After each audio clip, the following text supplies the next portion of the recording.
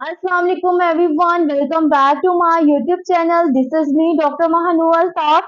उम्मीद करती हूँ कि आप लोग सब खैरियत से होंगे।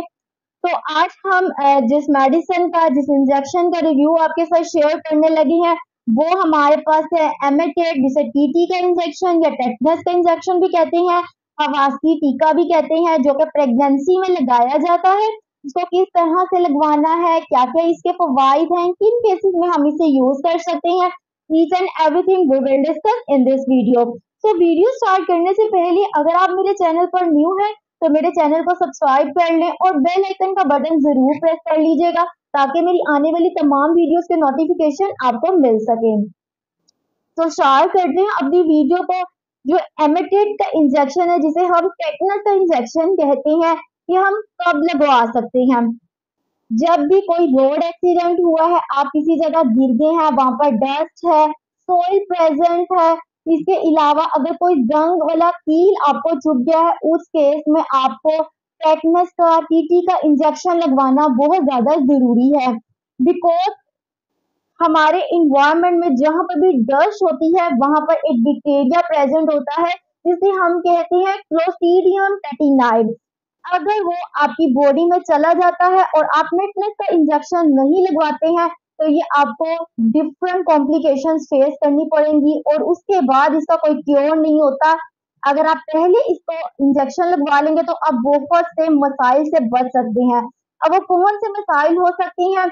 अगर आपका टेटनाइड क्लोस्ट्रीडियम आपकी बॉडी में, ये जो बैक्टीरिया है, अगर वो चला गया है तो उस केस में क्या होगा?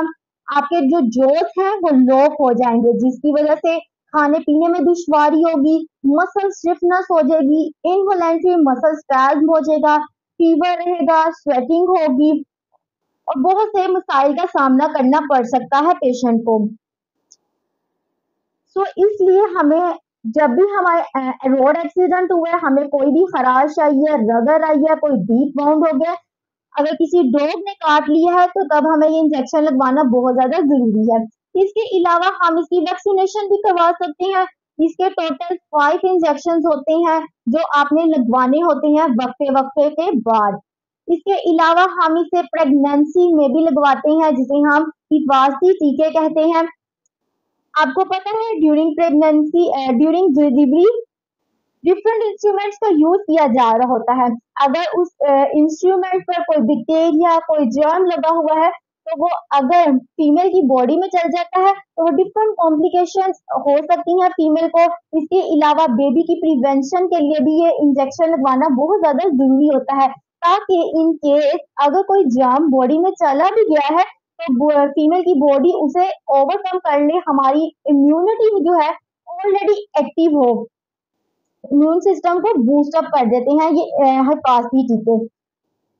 सो इस चीज का आपने जरूर ख्याल रखना है। जब भी कोई रगड़ आई है, डी बाउंड हुआ है, उस केस में आपने ये इंजेक्शन जरूर लगवाना है। ये हमारे पास 0.5 मिलीलीटर का एक इंजेक्शन होता है। तो उम्मीद करती हूँ कि ये मेरी वीडियो आपके लिए बहुत इंफॉर्मेटिव रही होगी। इसी तरह की मजीद इंफॉर्मेटिव वीडियोस हासिल करने के लिए मेरे चैनल को सब्सक्राइब कर लें। तो मिलते हैं आपसे नेक्स्ट वीडियो में। Stay connected.